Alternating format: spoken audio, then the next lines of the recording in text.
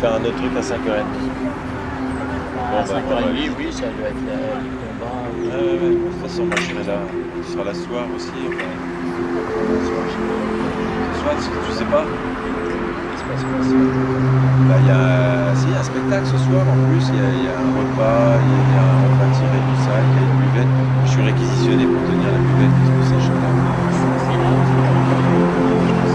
D'ailleurs, on sent la pluie.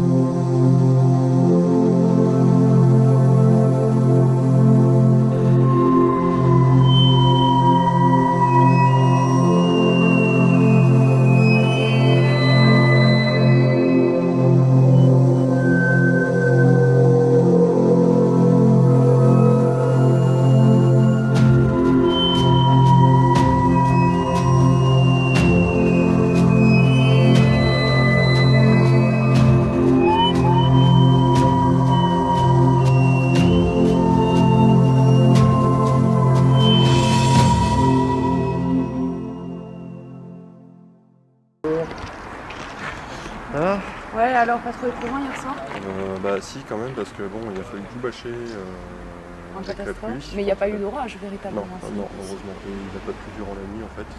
D'accord. Mais là ça devrait se maintenir, je pense. J'espère. En tout cas nous on a tout prévu.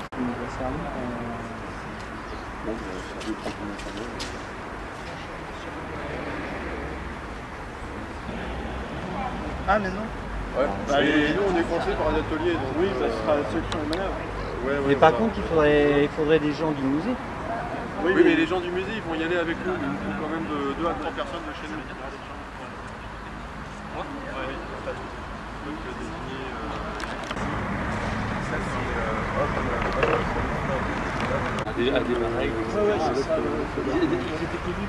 C'est-à-dire au moment où on se disait comment l'enlever, le ciel s'est assombri dans le sol.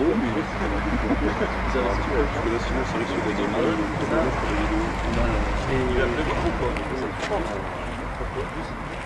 C'est pas grave. C'est obligé. Il n'a pas plu heureusement.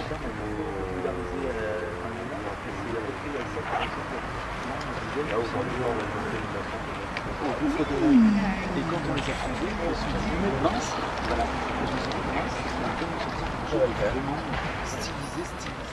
Alors que nous, on a carrément à très peu de choses près. En film léger, c'est On a beau faire des efforts, rien ne se passe. Moins passible. mon Dieu de mettre ici, il faudrait quand même Bon, pas allez. mettre. Bon allez, on va le fil.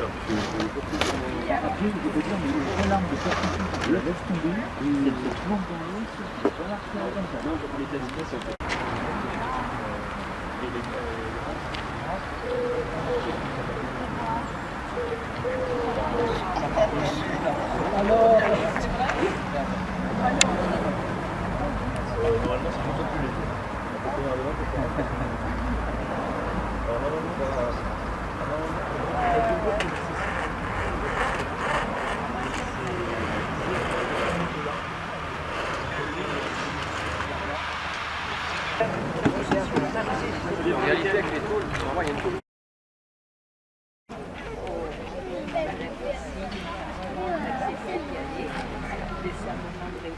Des gens qui arrivent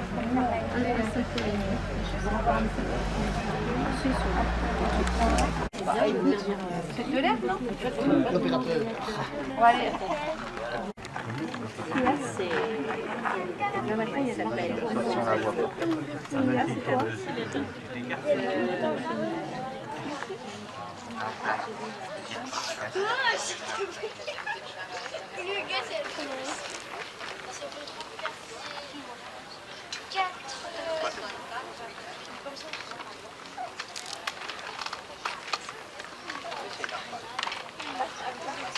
En fait, ils enferment la fléchette et ils lancent avec le Bien.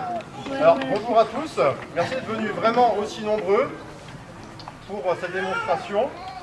Nous sommes vraiment très heureux de vous accueillir, moi-même et puis toute l'association derrière moi. Et nous allons vous présenter tous ensemble le travail de reconstitution de l'association Hôpital Engalatia qui essaye de reconstituer la vie dans le monde grec et aussi la façon dont les Grecs combattaient entre le 6e et le 3e siècle avant Jésus-Christ. Alors, avant toute chose et de commencer la démonstration, je vous propose d'applaudir tous les membres bien fort. Il faut savoir que tout ce que vous allez voir est entièrement reconstitué aux frais de chacun des membres, avec des techniques aussi proches que possible des techniques anciennes, des matériaux aussi proches que possible des matériaux anciens, et des centaines, voire des milliers d'heures de travail sur chaque pièce. D'accord? Et tout ça, évidemment, comme je l'ai dit, aux frais de chacun. Donc, pour commencer, on va vous présenter d'abord des éléments qui ne sont pas les éléments classiques. On va garder le meilleur pour la fin. Qui ne sont pas les éléments classiques du combat en Grèce à l'époque. Alors, pour commencer, une arme que certains d'entre vous connaissent, du moins croient connaître. Des idées dans le public? Une arbalète. Comment? Une arbalète. Non, pas une arbalète. Autre idée? Ouais, un lance-flèche. Littéralement, c'est presque ça. Autre idée? Une baliste à main. En grec, une kairo balistra. Ah, parce qu'il n'y a qu'une personne qui peut être. Alors, je vais laisser mon collègue, le maître artilleur, vous faire une présentation rapide de son appareil. Je le connais mieux que moi, néophyte. Donc, Cass, c'est à toi. Donc, ceci est une Cairo Balistra qui a été reconstituée à partir d'un texte, le texte d'Héron d'Alexandrie. Donc, Héron d'Alexandrie, il est un petit peu postérieur à ce qu'on va vous présenter. Il date du 3e, 2e siècle avant Jésus-Christ. Le but du jeu étant d'envoyer ce genre de flèche à une distance d'environ 200 à 300 mètres, avec une précision assez importante pour déséquilibrer les forces ennemies. Alors tout seul, je ne vais pas faire beaucoup de dégâts, mais il faut imaginer que vous allez en avoir plusieurs comme ça, et qu'à 200 mètres, grosso modo, c'est porter la mort une demi-heure avant le contact. C'est une arme qui est plutôt une arme de tireur d'élite, avec un système de visée qui était assez poussé pour l'époque et qui permettait donc d'avoir une fenêtre de tir d'à peu près, on va dire 40 cm² à 200 mètres. C'est quand même pas mal. Donc le système, contrairement à l'arbalète, j'entendais tout à l'heure l'arbalète fonctionne comme un arc. Alors, je ne sais pas si tu as ton arc. Donc quand vous allez voir le peltaste tirer à l'arc, je peux te mettre de profil. Vous allez voir quelque chose, vous allez voir que l'arc se tord. Et c'est ça qui va donner la force. Alors que sur ce type d'arme, la force est beaucoup plus poussée, puisque là, en fait, j'ai à peu près 800 livres de poussée sur l'arbalète. Et ces 800 livres, en fait, elles sont apportées non pas par les branches de l'arc, qui, eux, ne peuvent pas tordre. C'est de l'acier, renforcé avec du bois. Ce qui va tordre, c'est les cordages que vous voyez de chaque côté. Et ces cordages vont être soumis à une torsion, d'où le nom de ces engins chez les Romains qu'on appellera des tormenta, donc de tordre. Et c'est cette tension, quand je vais reculer la corde archère vers l'arrière, une fois que je vais la libérer, ce qui va se passer, c'est que les cordages qui sont ici vont reprendre leur tension initiale et donc vont projeter les bras vers l'extérieur, vers l'avant. La flèche que je vais poser là va donc automatiquement partir vers l'avant. Donc, je fais une petite démonstration. Voilà. Alors, elle n'est pas tendue, c'est le problème. Voilà, donc ce système-là, il a été inventé par les Grecs, vraisemblablement repris aux Perses, aux alentours du 6e siècle, et il continuera à être utilisé jusqu'au début du Moyen-Âge. Il sera remplacé après par les machines à contrepoids, que vous connaissez certainement, les trébuchets, etc. Qui seront beaucoup plus faciles d'utilisation. Parce que là, il faut que les faisceaux de cordage soient parfaitement équilibrés, sinon la flèche va partir de travers. Voilà. On peut l'applaudir, merci pour nous.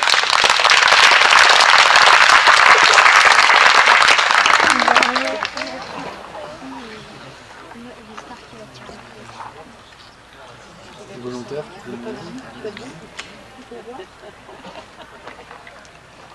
Alors, maintenant qu'on a vu une arme assez étrange, assez exotique en fait pour le monde grec, vous aurez sans doute été surpris par l'ingéniosité des Grecs puisque ce système, on ne l'attendait pas nécessairement aussitôt dans la période. Je vais vous présenter un autre type de combattant, un combattant lui qui est beaucoup plus répandu, celui qu'on appelle le fantassin léger. Alors léger, vous aurez tout de suite compris pourquoi, il porte pratiquement pas d'arme, si ce n'est une arme de jet. Alors, pour commencer, les Grecs avaient 3 catégories de fantassins légers. Le premier, celui-ci, l'archer. On l'aura tout de suite reconnu avec son arc. Donc, c'est un petit combattant qui porte éventuellement une protection, ici un bonnet en cuir, destiné à lui protéger un petit peu la tête des projectiles que les autres du camp d'en face ne prend pas de lui envoyer. Parce qu'avec son arc, il peut tirer à environ 200 mètres, 200 à 250 mètres. Cependant, les archers sont assez peu répandus dans le monde grec. On leur préfère en effet, d'une part, des frondeurs, des gens qui manipulent une fronde, qui sert à envoyer avec, après l'avoir fait tourner dans la poche, une pierre. Alors vous savez que les pierres, il y en a beaucoup en Grèce, parce que c'est un pays de montagne. Ou alors une balle de plomb fondue, qui a l'avantage pour elle d'être beaucoup plus lourde, donc de faire beaucoup plus de dégâts. Sinon, beaucoup plus fréquent encore, on trouve ce qu'on appelle des peltastes. Alors les peltastes, ce sont des combattants qui tirent leur nom de peltaste d'un bouclier léger en forme de demi-lune que les Grecs appellent pelté, d'où son nom. Ce bouclier, il est léger parce qu'il est fait en osier avec un renfort de cuir donc sur le front et il est manipulé par un brassard et une poignée. Donc il est très facile à manipuler et il est très léger. Son arme principale cependant, ça reste encore son javelot.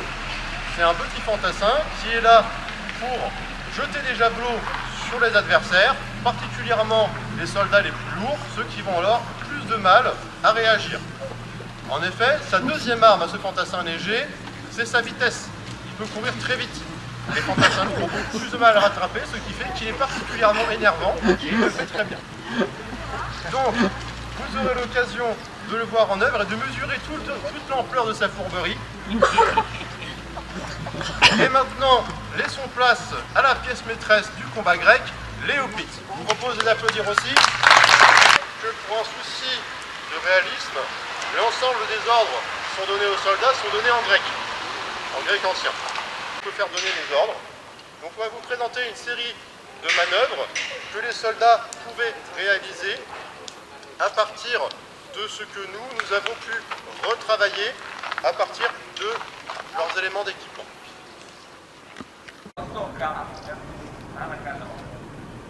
Bon. Comme vous pouvez voir, c'est une troupe de mercenaires, ils ne sont pas très disciplinés, donc le chef est parfois obligé de se déplacer lui-même.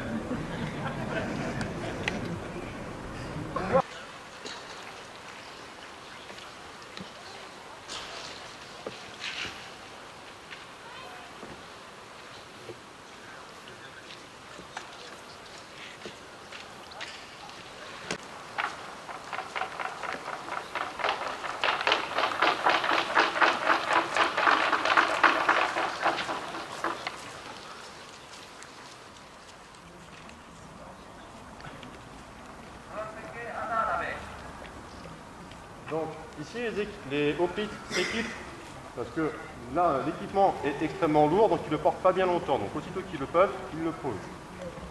Les fantassins se déplacent. Ils se déplacent comme vous pouvez le voir en formant une longue colonne. C'est la formation standard de marche. Quand on avance le long d'un chemin ou en sortant du camp, on se déplace en colonne. Tout le problème maintenant et de réussir à combattre dans cette situation. Alors évidemment, dans une colonne aussi grande que celle-là, c'est compliqué.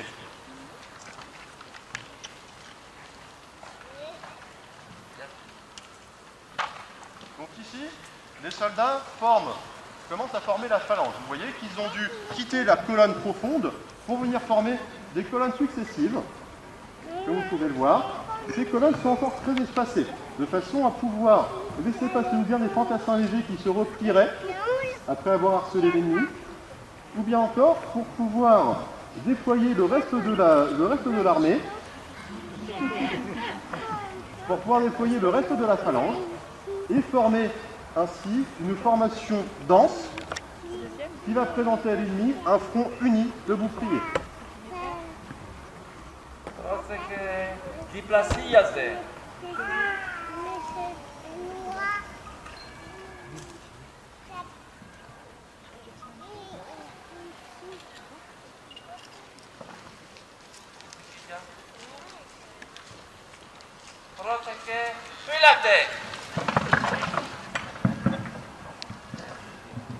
Voilà. Alors ici, vous avez un aperçu de ce à quoi pouvait ressembler une phalange, c'est-à-dire une formation compacte de guerriers grecs, les hoplites, en position pour aller combattre. Comme vous pouvez le voir, les boucliers de chacun des soldats sont assez grands pour le couvrir lui et couvrir en partie celui de leurs voisins, formant ainsi un mur de boucliers qui va être capable d'avancer sur l'ennemi, tout en maintenant autant que possible sa cohésion.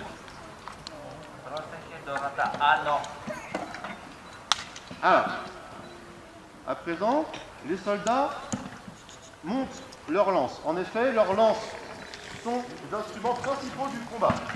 Mais, pour être utilisées pleinement, elles doivent tenir compte du talon, le sorotère. Ce talon est extrêmement dangereux à la fois pour les soldats alliés comme pour les soldats ennemis. Pour les soldats ennemis, c'est facile à comprendre. Il peut servir d'arme pour frapper un adversaire, surtout quand il est au sol et l'achever. Mais aussi pour les soldats alliés, puisque comme vous avez vu, porté à l'horizontale, il risque de blesser les camarades derrière. Donc il importe, pour pouvoir s'en servir, de lever son bras pour ensuite pouvoir attaquer l'adversaire. Les soldats, comme vous pouvez le voir, ils sont équipés avec un grand nombre d'armes.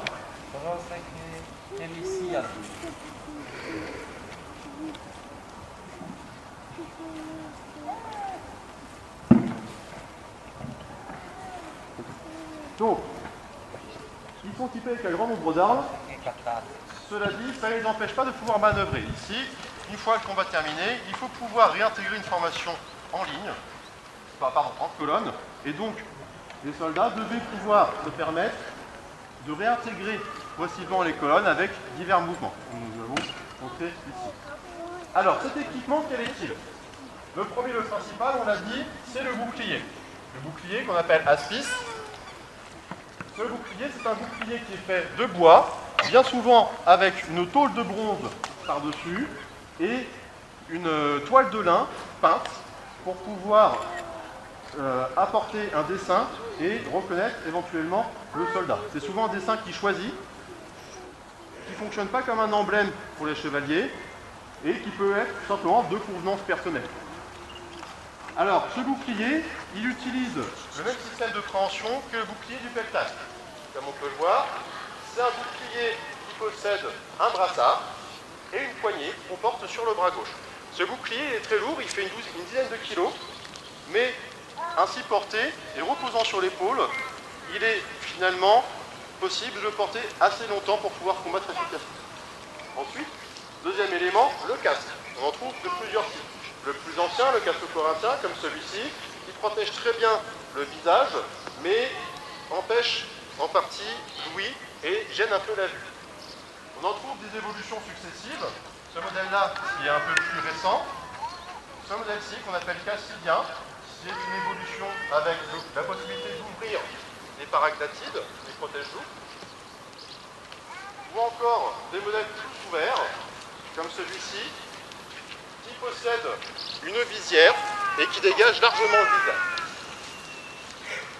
On trouve également parmi les armes défensives une armure de deux types. Une armure en bronze, comme celle-ci, qu'on appellera une armure musclée. Je vous laisse deviner pourquoi. Une armure qui protège très bien, mais qui est lourde, qui coûte très cher. Or, le problème, c'est que les soldats doivent s'équiper à leurs frais à l'époque. Donc cette armure, elle est assez vite remplacée par une armure plus légère, plus souple et plus maniable. Des armures en lin, comme celle-ci. Des armures en lin qui permettent une très bonne protection tout en permettant aussi une grande mobilité pour un moindre coût. Il existe également des modèles intermédiaires, par exemple celui-ci, qui est recouvert d'écailles de bronze. Écailles qui sont à la fois souples, mais très protectrices.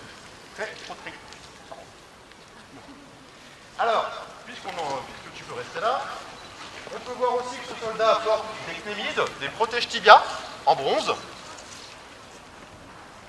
Et on peut aussi apercevoir éventuellement son arme par excellence, son arme offensive, la lance. Alors la lance, on a déjà présenté un élément, le talon, mais elle possède aussi surtout une pointe qui reste celle avec laquelle il attaque ses adversaires. La lance fait à peu près 2,50 m de long.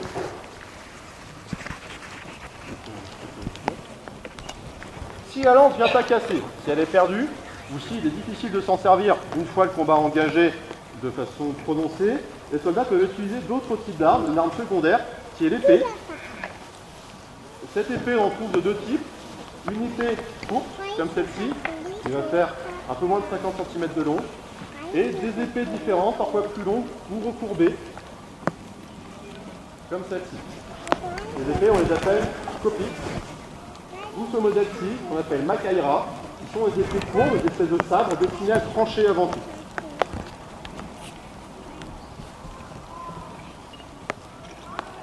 Alors, comme vous le voyez, le temps a décidé de jouer contre nous, donc nous allons devoir accélérer un petit peu. Nous allons maintenant essayer de vous présenter la façon dont les Grecs pouvaient combattre. C'est-à-dire que, comme vous l'aurez constaté, c'est une infanterie lourde. Donc, elle combat, comme vous l'avez vu, dans une formation dense de boucliers destinée à entrer en contact avec la formation de l'adversaire.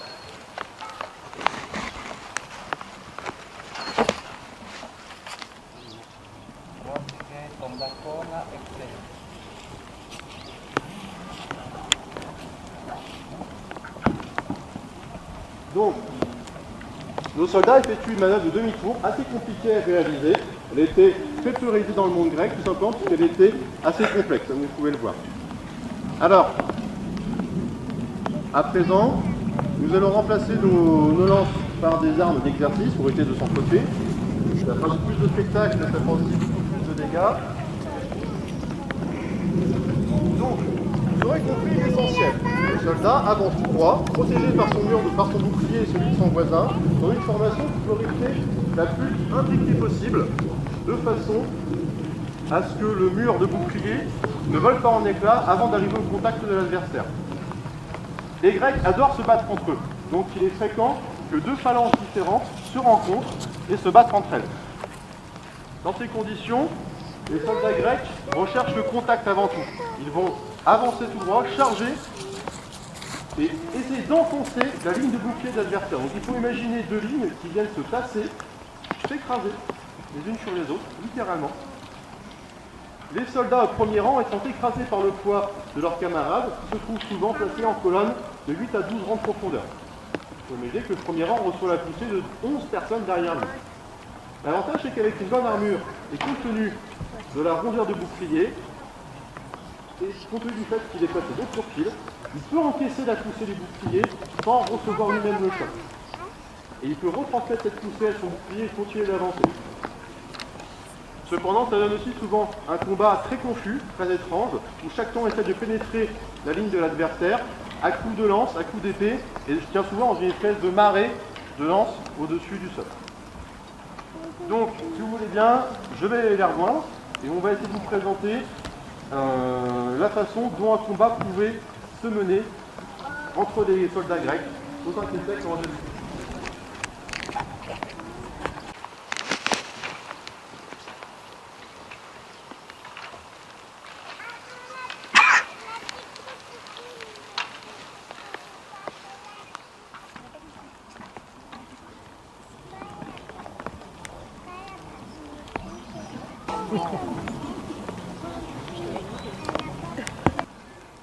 Moi, c'est fait. Plus la tête. Moi, c'est fait. D'abord à ça. Allô. Oblique taille. Moi, c'est que. Vacu.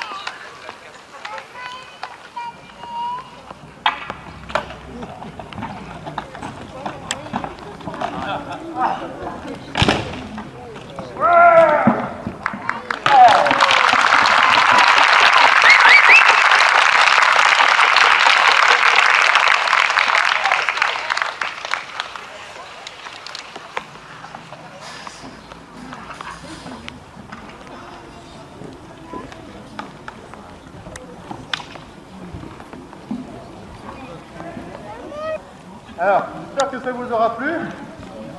Enfin, sans jeu de mots avec la pluie, bien sûr. Alors, vous avez dit, ça va vite? C'est un peu confus. Alors, est-ce que vous voulez en revoir une? Oui. Ah, vous voulez pas? Je vous entends pas, ça cache chez lui, j'entends rien. Pas encore assez fort. Là, on s'entend.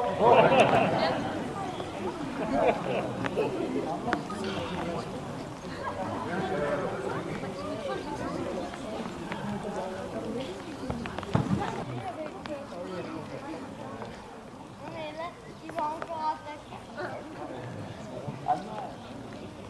Espèce de fourbe, traître, lâche.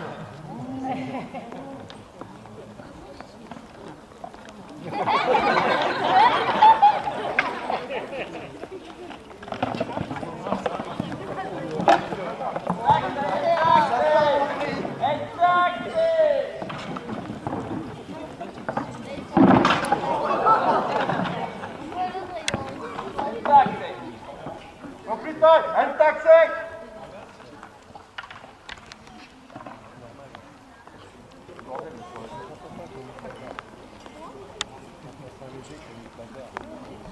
Oh, c'est que... Plus la tête.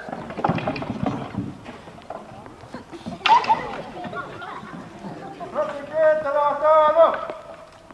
Là, c'est que... La fille.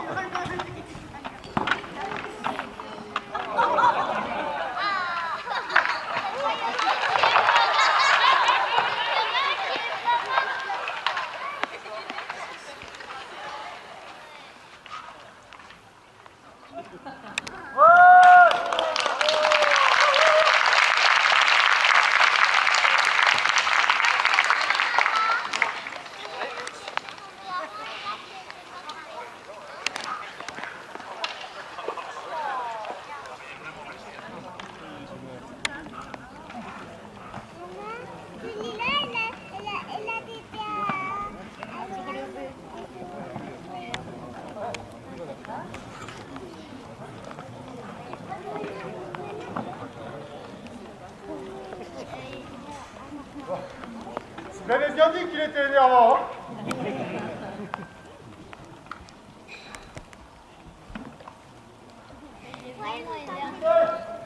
Un taxi!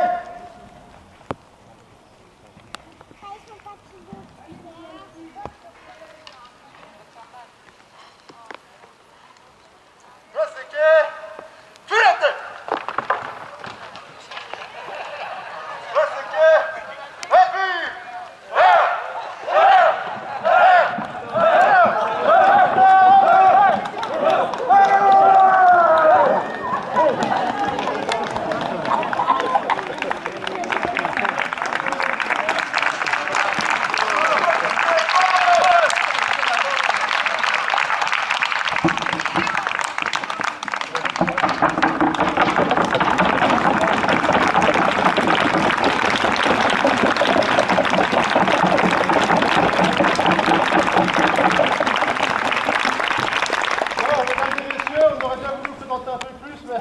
La pluie vient tout gâcher.